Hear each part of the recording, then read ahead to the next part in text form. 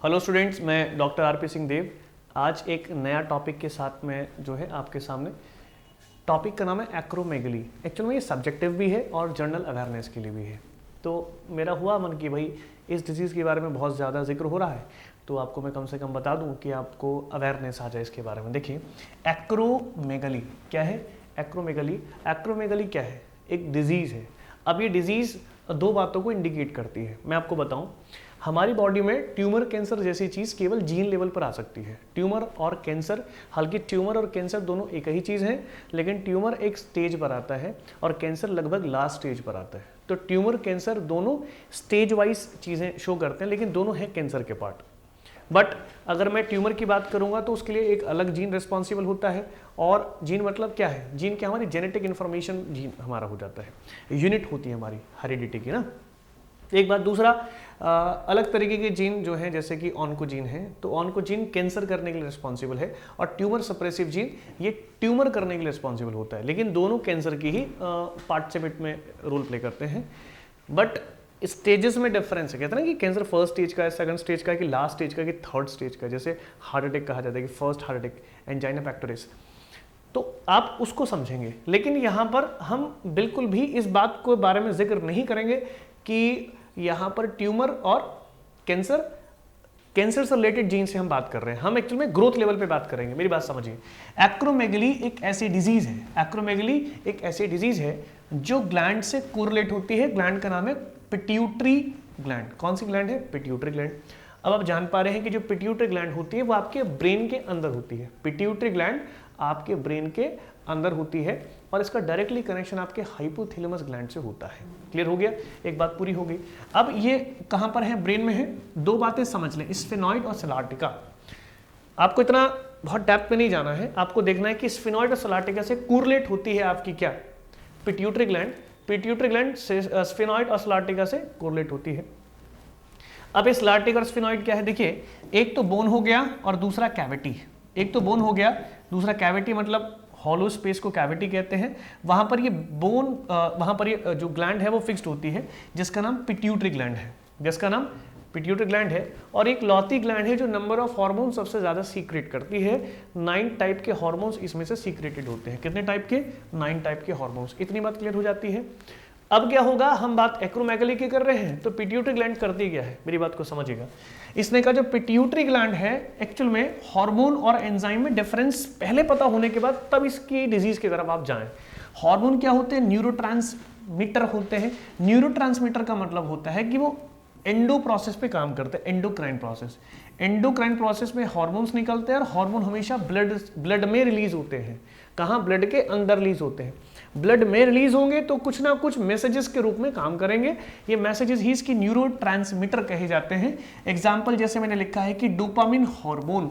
Dopamine hormone, जैसे मान लीजिए आप यहाँ पर लाफ की बात कही गई, आप हंस रहे हैं कि रो रहे हैं, कि कोई एक्साइटमेंट आपके दिमाग में नेगेटिव या पॉजिटिव आ रही है, तो दोनों को बढ़ाना और घटाना, मतलब सप्रेस करना और इंक्रीज करना, असेंडिंग करना या डिसेंडिंग करना, इंक्रीमेंट करना कि डिक्रीमेंट करना, मतलब ज्यादा कम की बात की गई है। पॉजिटिव वे में लेके जाना कि नेगेटिव वे में, दोनों को करने के लिए डोपामिन की अमाउंट जिम्मेदार है। अगर आप बहुत ज्यादा खुश है तो डोपामिन ज्यादा निकल रहा है, और अगर आप कम खुश है और बहुत ज्यादा दुखी है तो डोपामिन की नेगेटिविटी में जा रही है। तो डोपामिन एक तरीके से एक्साइटमेंट को शो करता है, तो एक तरीके से न्यूरोट्रांसमीटर हो जाता है। बात समझ में आ गया होगा। एंजाइम क्या होते हैं? एंजाइम का मतलब क्या है? नेक्स्ट पेज पर देख लें आप। देखिए नेक्स्ट पेज पे क्या दिखाया गया है। हाँ, इसमें नहीं बता रखे एंजाइम, मैं वहीं बता देता हूँ। देखिए एंजाइम क्या होते हैं? एंजाइम केवल प्रोटीन से बनते हैं। किससे बनते हैं? प्रोटीन से।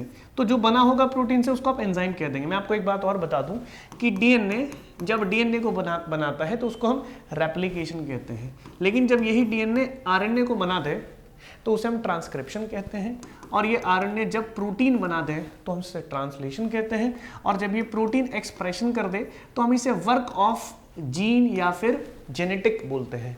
अब हमको पता होना चाहिए इसका मतलब क्या है। अब इसे सेंट्रल डॉगमा प्रोसेस कहा जाता है। ये जो आपने इतना बड़ा प्रोसेस देखा, इसे हम सेंट्रल डॉगमा कहते हैं। सेंट्रल डॉगमा ये हमारे सिलेबस में है। क्लियर हो गया? आगे चलिए। देखें, अब इसके प्रोसेस को समझिए कि पिट्यूटरी ग्लैंड बोल क्या रही है। We have a particular pituitary gland related to the sphenoid at the sella turcica, जो हम पहले बता चुके हैं। एक कैविटी है, एक बोन है जो कि हार्ड कार्टिलेज फॉर्म में हमारे पास होती है। सिक्रेशन होता है किसका? ग्रोथ हार्मोन का। अगर ये अमाउंट ज्यादा हो जाए, किसकी? ग्रोथ हार्मोन की। अगर ग्रोथ हार्मोन की परसेंटेज वाइज ज्यादा अमाउंट हो जाए, एक्सेस हो गया, तो ऐसे में ग्रोथ हार्मोन जब बढ़ा तो बढ़ने के बाद ट्यूमर और कैंसर की बात की गई है।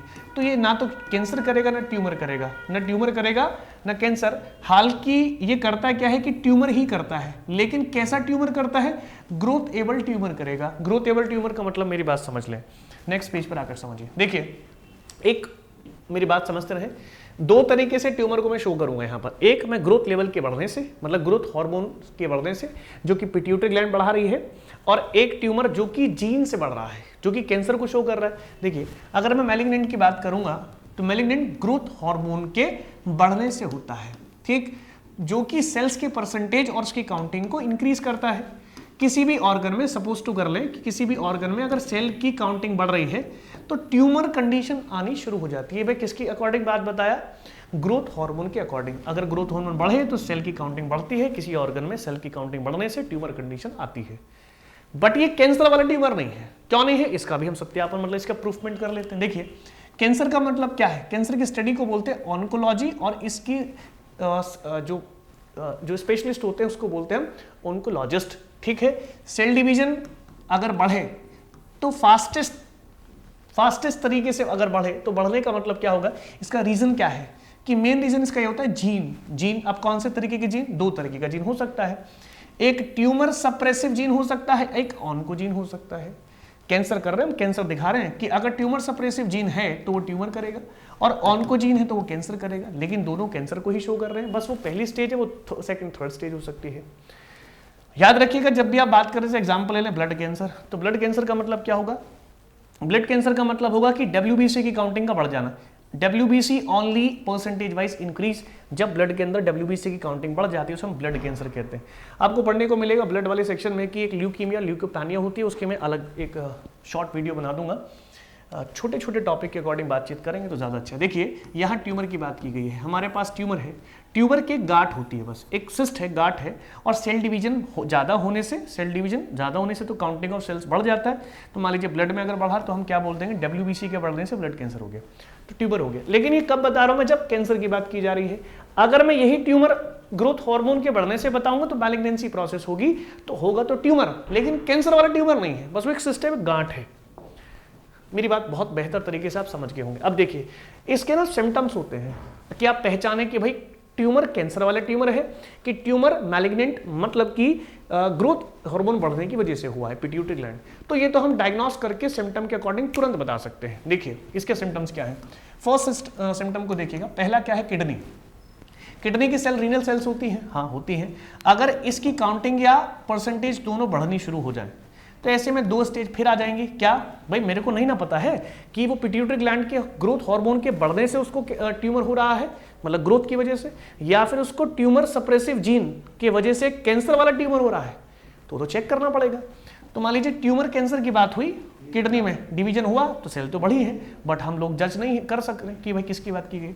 तो जीन पर आ गए हमने कहा ट्यूमर सप्रेसिव जीन हम सर्च आउट कर लिए तो ट्यूमर हुआ होगा, ऑन्कोजीन हम चेकआउट कर लिए तो हमने कहा कि कैंसर हुआ होगा। लेकिन अगर ये दोनों जीन एक्टिवेटेड नहीं है किडनी के साइज बढ़ने में, हाँ, तो ऐसी कंडीशन में क्या होगा कि ग्रोथ हार्मोन बढ़ रहा होगा जिससे कि ट्यूमर हुआ होगा और पिट्यूटरी ग्लैंड की वजह से हुआ होगा।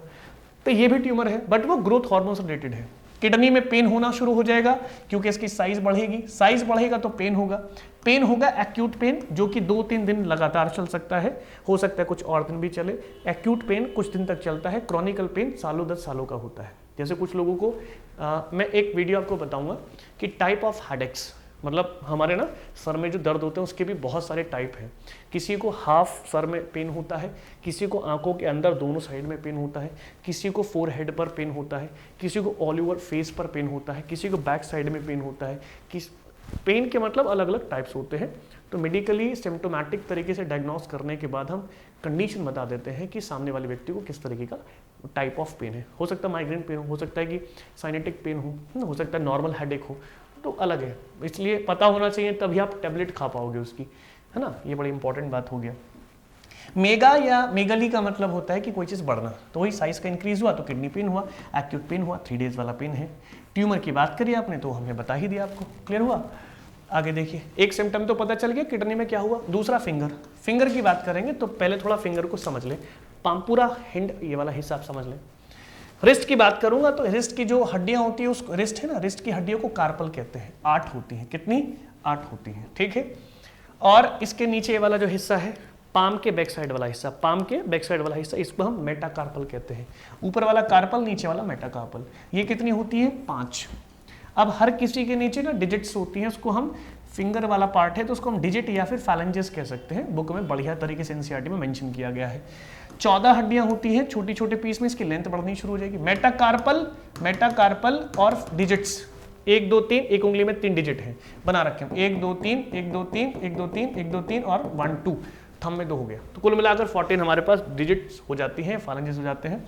इनकी काउंटिंग बढ़ने की वजह से, लेंथ बढ़ने की वजह से, सॉरी काउंटिंग कर लेंथ बढ़ने की वजह से हम कह सकते हैं कि ग्रोथ हार्मोन बढ़ा तो हमको दिक्कत हुई है। एक और भी हो सकता है सर, हाँ बता कर सकते हैं। फेस की स्किन अगर एजड स्किन लगनी शुरू हो जाए टाइम से पहले, तो ऐसी कंडीशन में स्किन हाइड्रेट नहीं होती उस समय। हाइड्रेट मतलब स्किन के अंदर, मैं आपको ये भी अलग से समझा दूंगा, मेरे पास टॉपिक निकल रहे हैं आपको समझाने के लिए जो आपके लिए बड़े जरूरी हैं। जो हमारा हाइड्रेट है मतलब स्किन और स्किन के पीछे के हमारे पास जो टिश्यूज हैं उनके बीच में पानी भरा होना चाहिए, उसे हाइड्रेशन कहते हैं। अगर ये पानी की परसेंटेज पर डे आप पानी नहीं कंज्यूम कर रहे हैं 3-4 लीटर, तो हाइड्रेशन कम होगा। ऐसे में परसेंटेज कम होने की वजह से हमारे फेस पर रिंकल्स आने शुरू हो जाएंगे। तो एजड स्किन लगने का बड़ा रीजन ये भी है। तो अगर ये है तो हाइड्रेशन से हो सकता है, नहीं तो ग्रोथ हार्मोन से होगा। नेल्स क्या होंगे हमारे? नेल्स हो सकता है कि नेल बहुत थिक होने शुरू हो जाए, मतलब मोटे नेल्स होने हो जाए। जैसे आपने कुछ लोगों को देखा होगा, नेल्स किसी व्यक्ति के बड़े मोटे मोटे नेल्स होते हैं, एमएम के हिसाब से 2 mm का, 3 mm का नेल्स होता है, बड़े हैवी नेल्स होते हैं। तो ऐसे व्यक्तियों का ग्रोथ हार्मोन ज़्यादा होता है। अब ये एक तरीके की बीमारी है, लोग इसको बड़े मतलब एक्साइटमेंट में लेते हैं कि भाई हमारे नेल्स ऐसे हैं। कुछ लोग स्किन को बोलते हैं, कुछ लोग हाथ को बोलते हैं कि हाथ बड़े लंबे लंबे हैं। तो डिपेंडेंसी है कि ग्रोथ हार्मोन अगर बैलेंस रहे तो ज़्यादा अच्छा, क्योंकि ग्रोथ हार्मोन अगर अलग दिशा में इम्बैलेंस हो गया तो दिक्कत हो जाएगी आपको, ठीक है। तो नेल कैसा होता है आपका? थिक होता है और लेंथ उसकी बढ़ जाती है, ठीक है। तो 3 से 4 हमने आपको इसके सिम्टम्स बता दिए। तो आई होप कि आपको बहुत बढ़िया समझ में आया होगा। एक्रोमेगली केवल ग्रोथ हार्मोन के बढ़ने की वजह से है। ट्यूमर शो करती है मैलिग्नेंसी, मतलब कि गांठ होगी जो ग्रोथ हार्मोन के बढ़ने से है। ट्यूमर कैंसर वाला ट्यूमर कैंसर गांठ नहीं है, क्योंकि उसके लिए तो जीन रिस्पॉन्सिबल होते हैं। कौन सा? ट्यूमर सप्रेसिव जीन और ऑन्कोजीन। ये मेरी बात आपको बढ़िया से समझ में आई होगी। नेक्स्ट टॉपिक इससे भी अच्छा है। Thank you class.